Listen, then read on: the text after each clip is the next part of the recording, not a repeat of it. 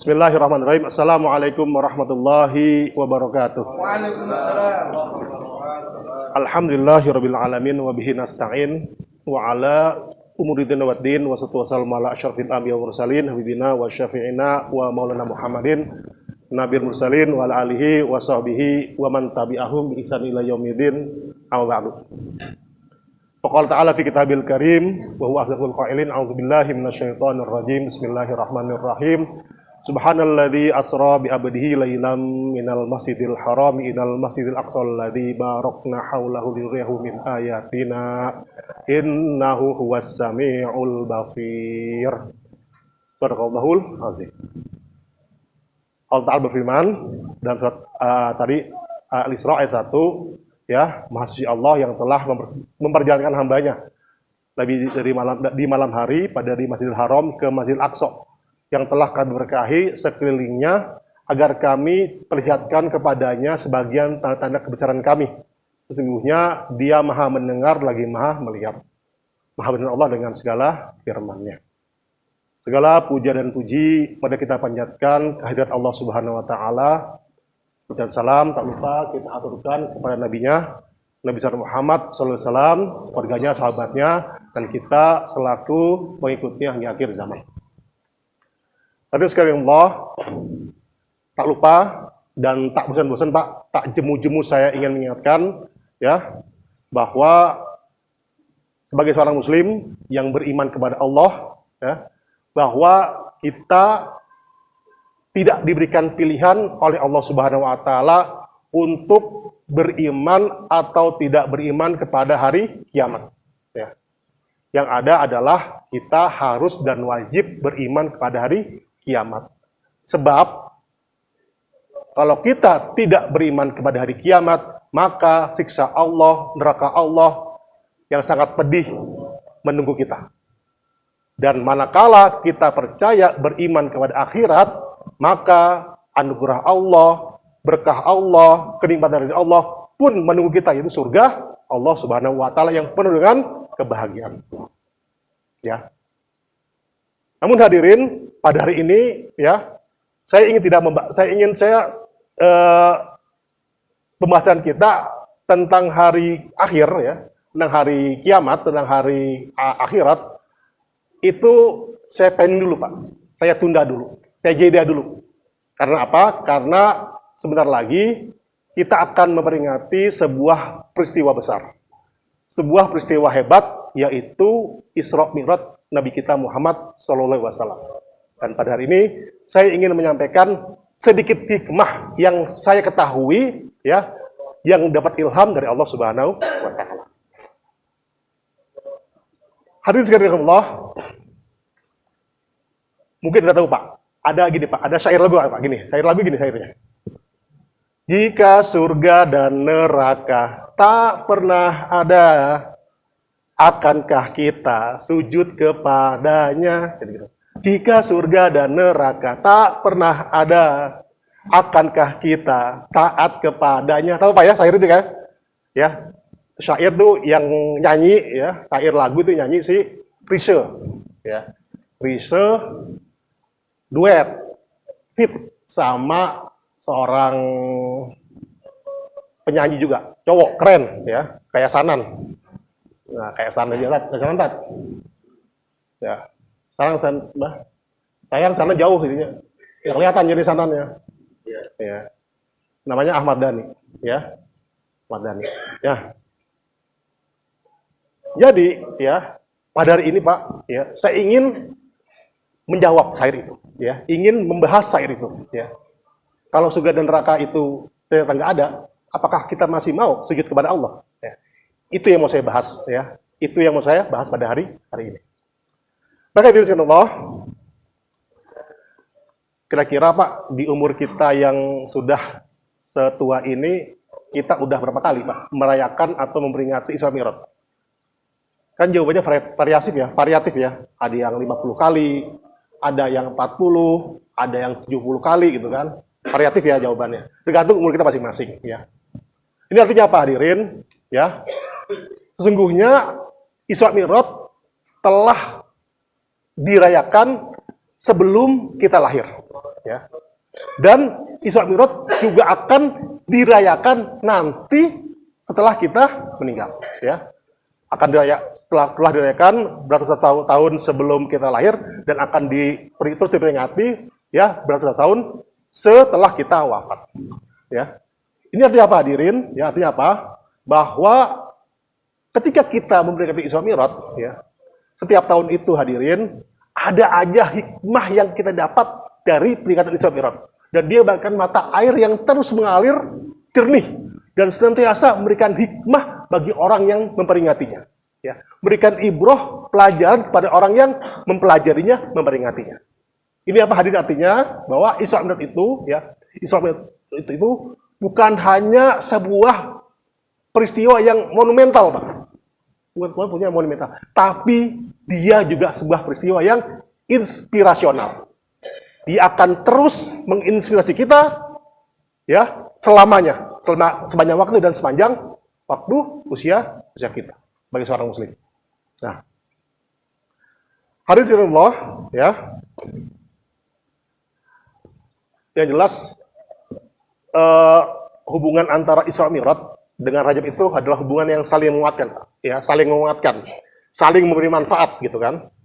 Jadi dalam istilah biologi itu kita sebut sebagai hubungan simbiosis mutualisme, ya, dalam biologi. Jadi kalau dalam ekonomi ada istilah yang namanya hubungan komplementer, ya, hubungan saling menguatkan, gitu kan. Nah, ibarat barang itu, komplementer itu ibaratnya itu, Pak. Ibaratnya kopi sama gula, ya. Kopi pahit, gula manis, gitu kan. Kalau minum kopi doang pahit nggak enak. Minum gula doang manis blenger. Ketika dicampur jadi satu, enak. Ya nggak? Apalagi sama rokis, ya nggak? Pas itu kan. Kopi berbaik-baik. Sempurna, ya? Sempurna. Nah, hadirin. Nah, itu, ya, kopi itu barang, ya. Kalau kori itu, Pak, ibaratnya Ustaz Bahrul sama Ustadz Agus. Cocok itu. CS itu. Ya, berat itu kan. Berbaik itu kan. Nah, kalau ibaratnya kalau di Penam itu Sanan sama Ipan. Oh.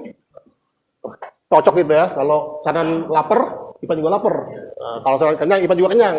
Pokoknya sehati lah gitu. Nah, begitulah hubungan antara Isra Mi'raj dengan Rajab.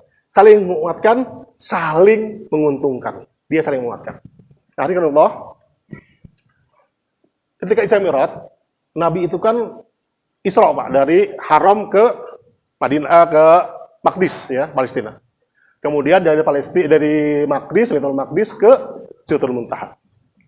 Di situ Nabi mendapat perintah yang kita kenal sebagai perintah sholat, ya. Nah, setelah itu, hadirin, ya, setelah Nabi mendapat perintah sholat, Nabi turun, Pak.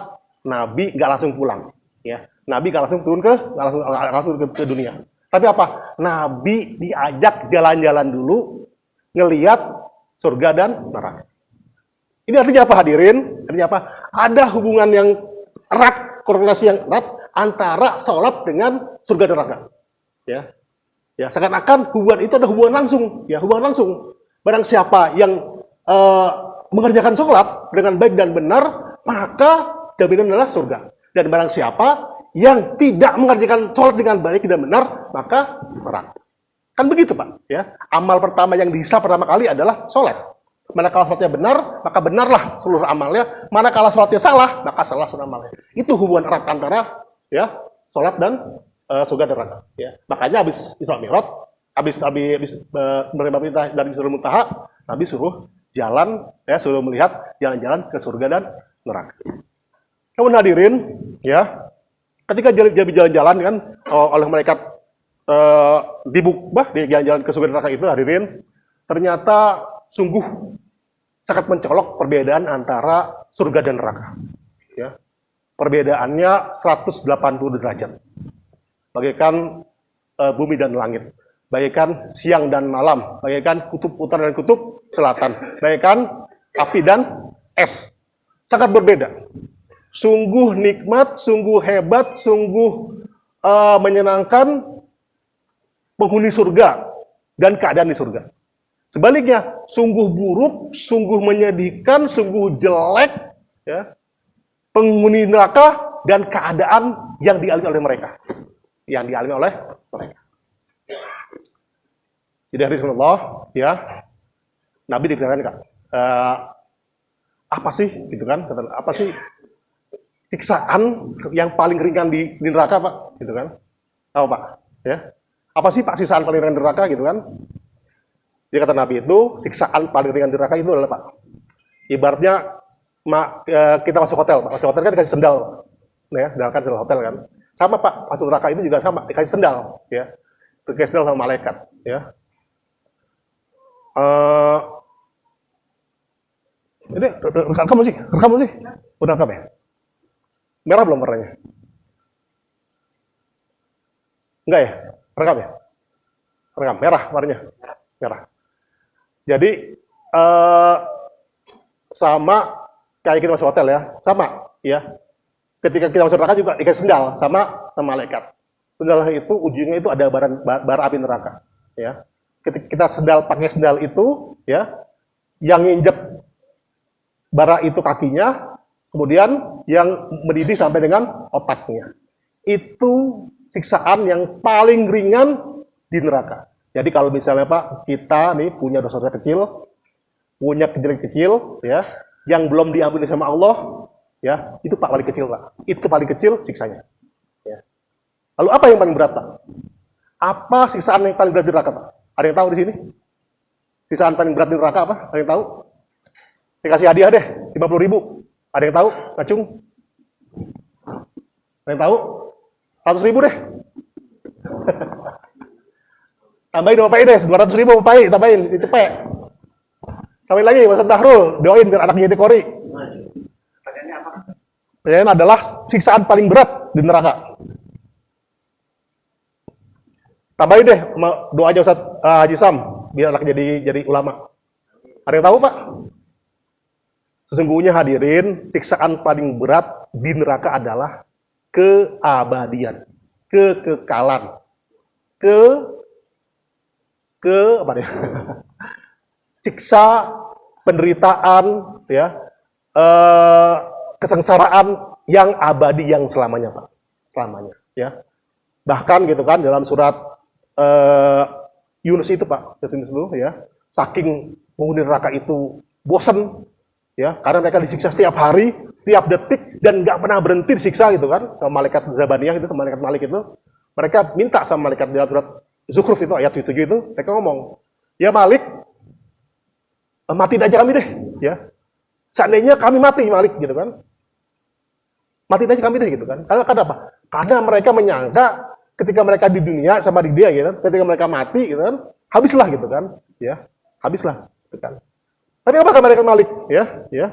Wanada ya Maliku liyaqdi alaina rabbuk qala innakum makithun. Mereka menyeru, wahai malaikat Malik, hendaklah Tuhanmu mematikan kami saja. Malik menjawab, sesungguhnya kamu akan tetap tinggal di neraka ini. Ya. Jadi mereka mengira setelah mereka mati itu akan habis sisanya gitu kan. Ya, neraka itu, ya. Sama kata mereka orang-orang yang di dunia ini yang stres gitu, yang banyak masalah, kemudian bunuh diri gitu kan, berharap ngirain bahwa ketika mereka mati selesai, Pak. Sama, penghuni neraka juga punya pikiran kayak gitu, ketika mereka mati selesai perkara mereka. Padahal hadirin, ya, padahal Pak. Gimana mereka bisa mati? Ya. Gimana mereka bisa mati? Lawang kematian sendiri udah mati gitu loh. Ya. Kan mustahil mati, bahkan kematian itu sudah mati gitu loh. Ya, nanti ketika yaumil hisab sudah selesai, ya, manusia sudah digolongkan mana penghuni surga, mana penghuni neraka, Allah berfirman kepada seluruh makhluknya, ya, wahai makhlukku, gitu kan, saksikanlah, ya, bahwa saat ini barang siapa mendapat rahmatku di surga, maka dia akan bahagia selamanya. Dan barang siapa yang mendapatkan siksaku di neraka, maka dia akan sengsara selama di neraka. Dan saat itu hadirin, datanglah kematian berupa seekor domba. Allah potong kematian itu, gitu kan? Ya. Dan ketika kematian dipotong, maka bergembiralah para penghuni surga. Alhamdulillah, berpuji Allah, kita akan bahagia selamanya. Kita akan bahagia selamanya. Tidak akan pernah mati. Tapi hadirin, ya, bersedihlah, ya. celakalah para penghuni neraka. Karena apa? Mereka mencela diri mereka sendiri. Karena apa? Karena mereka disiksa selamanya. Nah, itu tadi siksaan paling ringan, siksaan berat, Pak. Ya. Lalu apa diantaranya? Ya, diantaranya kita lihat dulu. Ya, makan penghuni neraka, gitu kan? Ya. Laisa lahum ta'amun illa min dhari. Makanannya adalah pohon yang berduri. Ya. Lalu apa? Karena dia berduri, ya, nyangkut tenggorokan. Kata amun gusbatun wa azabun alim. Makanan yang menyumbat kerongkongan dan azab yang pedih. Al-Muzammil ayat 13. Ya. Juga dikasih buah, ya. Neraka dikasih ada buahnya, Pak. Inna syirataz zakum ta'amul atim. Sungguhnya pohon zakum itu adalah makanan orang-orang yang bergelimang dosa. Al-Dukhan ayat 4 sampai ayat 3 sampai 44. Ya. Lalu apa minuman neraka? Hadza falyadzuku hamimun wasak. Ya. Mereka akan minum air yang mendidih dan cairan nanah. Ya.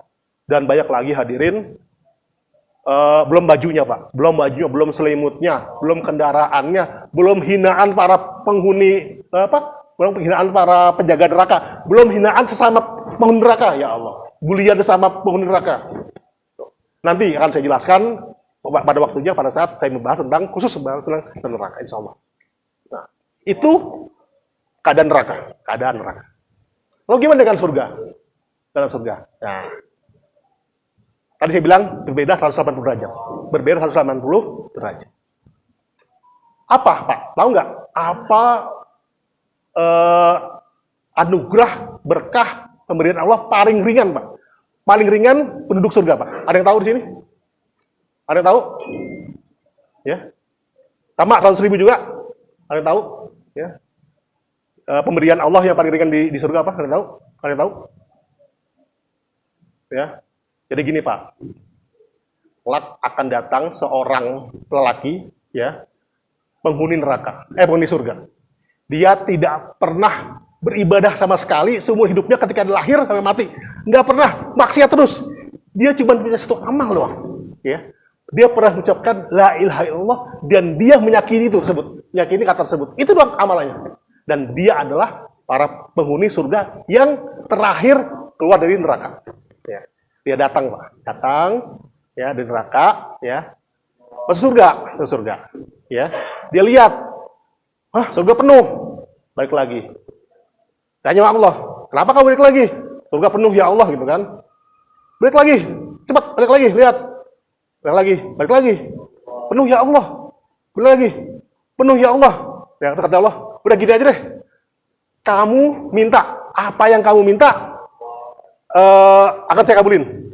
Orang itu, Pak, minta apa yang dia minta. Dan kata Allah, sesungguhnya apa yang kamu minta akan kamu dapatkan 10 kali lipat dari apa yang kamu minta. Jadi itu, ya, anugerah Allah kepada penghuni surga yang paling terakhir, yang paling rendah.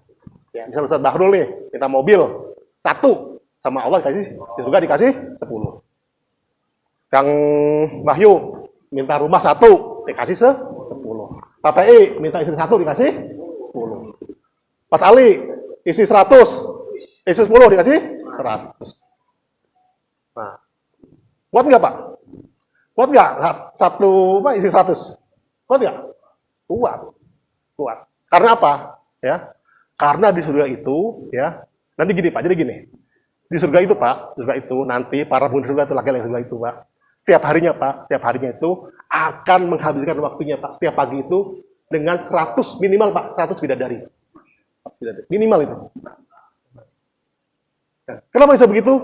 Karena kekuatan seorang penghuni surga sama dengan 100 orang, sama dengan 100 orang penghuni penduduk bumi yang paling kuat. Jadi kekuatan satu orang penghuni surga sama dengan 100 penghuni dunia yang paling kuat. Siapa itu? Siapa itu orang paling kuat di dunia? Nabi Sulaiman alaihi salam. Jadi Nabi Sulaiman itu gimana? Nabi Sulaiman itu kan istrinya kan 1000, Pak. Ya, 1000. Nabi Daud itu istrinya 100. Ya, Nabi Daud 1000. Nah, selesai gini, Pak. Nabi Sulaiman itu pernah pengen punya azam gini. Saya pengen punya anak, pengen bikin anak. Dan semuanya adalah mujahid. Maka saya akan menggilir istri saya Setiap malam 100 Pak. 100. Dan bener Pak. 100 setiap malam. Dan semua Pak. Jadi semua Pak. Jadi anak semua. Itu Nabi Sulaiman. Kira-kira antum kuat gak? Semalam 100. Tak kuat gak 100? Hah? Gak kuat? Payah. Kalau saya insya Allah Pak. Insya Allah nih. Insya Allah. Kalau izinin Pak. Izinin kuat saya. Insya Allah. Kalau izin kuat insya Allah. Tapi masalahnya istri saya pasti gak ngizinin. Itu aja. Itu masalahnya. Kita kan orang satu aja loyo, apalagi banyak akan begitu. Nah, itu satu dimana surga, ya. Yang paling rendah. Apalagi yang masuk surga sebelum itu bahkan yang paling awal Nabi kita Muhammad SAW itu kayak apa coba kenikmatannya? Subhanallah. Itu tadi yang paling rendah, yang paling kecil, ya, ganjaran penghuni surga. Lalu apa Pak penghuni ganjaran yang paling pahala yang paling besar, kenikmatan yang besar penghuni surga? Apa? Apakah kenikmatan? Apakah keabadian? Apakah kekekalan? Apakah kekekalan? Apakah keabadian? Ya? Apakah selamanya kenikmatan? Apakah itu menduk neraka lawannya? Enggak Pak, enggak. Lebih dari itu, lebih jauh dari itu Pak. Apa? Bisa melihat wajah Allah. Masya Allah. Jangan dibayangin, tapi dirasain. Bagaimana kita akan ketemu dengan zat yang menciptakan kita, yang memelihara kita, yang menjaga kita, yang melindungi kita. Coba bayangin Pak, indahnya itu kayak apa coba? Kita akan ketemu dengan zat yang mulia itu, yang maha hebat itu Pak, yang selama ini menjaga kita. Ya Allah, subhanallah. Pasti nggak bayangin tuh. Bukan tambah merinding saya nggak bayangin tuh gimana itu kan? Kalau, aduh, ya Allah, indah ya, indah banget. Mudah-mudahan nih semua Pak. Ya Pak, ya Pak, semangat ya. Ya, itu nikmat yang paling tinggi ya penghuni surga, yaitu ketika nanti Allah akan memperlihatkan wajahnya seperti kita melihat bulan purnama di waktu malam. Ya. Sebegitu terangnya, jelasnya, nggak ada awan, nggak ada kabut. Itulah nanti wajah Allah seperti itu. Ya. Rasakan ketika gimana kegembiraan itu memuncak, gimana rasa itu memuncak, Pak. Subhanallah. Nah, itu yang paling kecil dan paling besar. Lalu apa diantaranya? Apa diantaranya? Kita lihat. Makanan para penghuni surga. Ya. Buah-buahan. Walha min thairi mimma yashtahun wa fakihati mimma yatakhayyarun. Ya. Maka akan mereka pilih daging burung yang mereka sukai. Jadi gini. Jadi penghuni surga gini.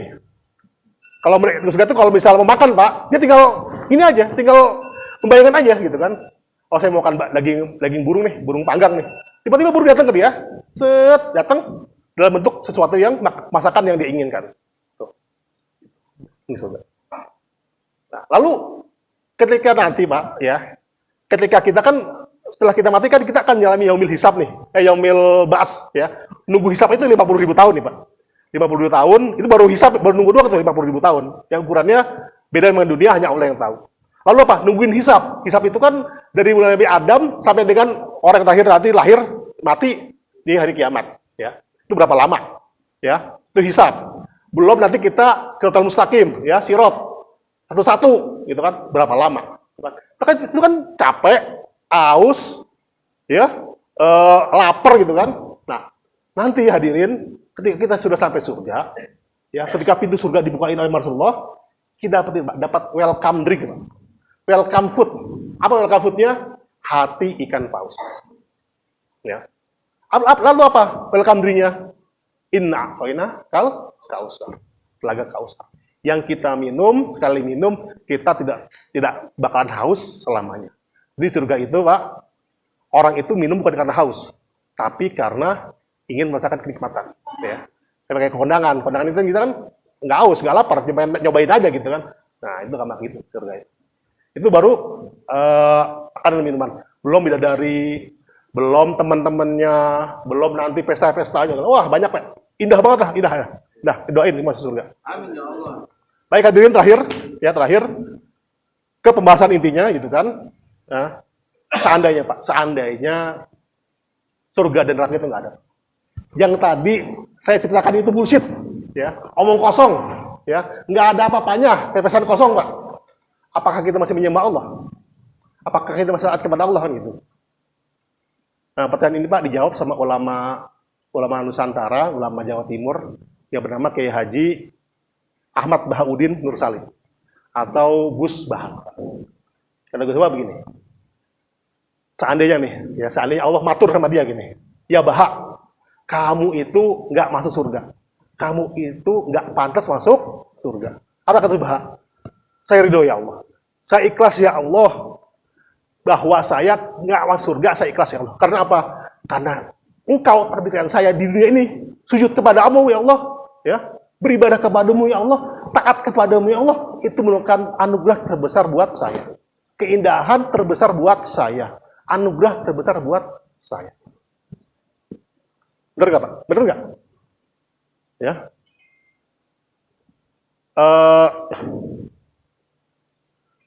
Kita lihat sekarang apa yang dilakukan sekarang saat ini. Sehabis Anda beribadah kepada Allah, hati Anda kan tenang kan? Jiwa kita tenang kan?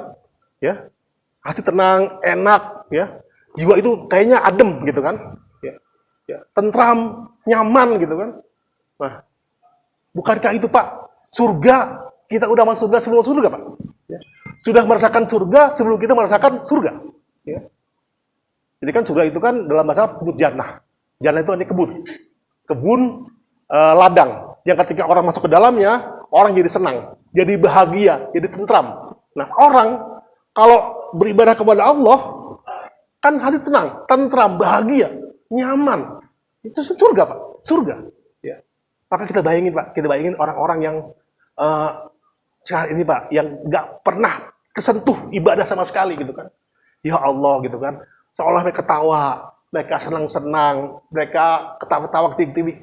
Ya, itu semu Pak, semu, artificial gitu kan, semu gitu kan, kebahagiaannya semu gitu kan.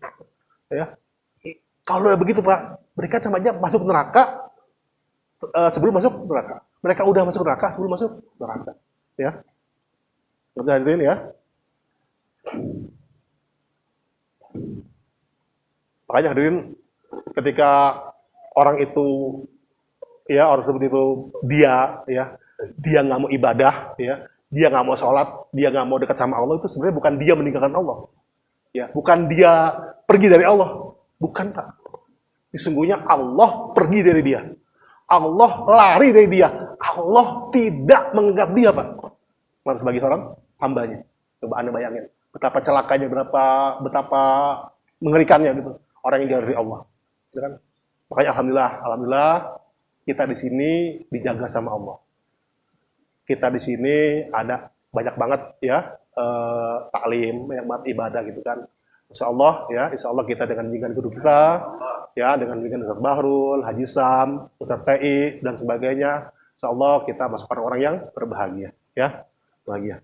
Dan itu Pak, itu seandainya surga dan neraka itu nggak ada, ya surga dan neraka.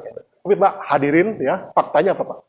Faktanya realitasnya adalah surga dan neraka itu ada Pak, ya ada. Karena apa? Nabi itu pernah ngomong, Nabi itu pernah lihat langsung, dan Nabi nggak pernah bohong, nggak pernah dusta seumur hidupnya. Maka yakinlah bahwa surga dan neraka itu ada. Karena itu hadirin, wasari'u ila maghfirah, cepat-cepat buru-buruan, bergegaslah menuju ampunan Allah, wa jannatul arduwas samawati wal ard, dan surga yang luasnya seluas langit dan bumi. Lil muttaqin, untuk orang-orang yang bertakwa. Nah, Allah, ini kita udah jalan Mi'raj, bingung Rajab, udah lagi Sya'ban, kemudian Ramadan. Kita siap-siap menuju Ramadan, disitulah kita akan mendapatkan poin kebahagiaan, poin kenikmatan pahala, dan kita jangan sampai menyanyiakan kesempatan besar itu untuk merengguh, untuk mendapatkan ampunan Allah. Semoga ya kita semua dan keluarga kita semua juga masuk surga, tanpa masuk neraka, dan kita semua juga dapat mengajak ya keluarga kita, tetangga kita, dan teman-teman kita masuk surga.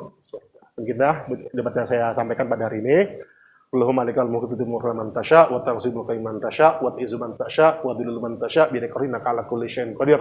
Tulijul laila fin nahari wa tulijul nahara fil lail wa tukhrijul hayya minal maiti wa tukhrijul maita min man tasya bi hisab.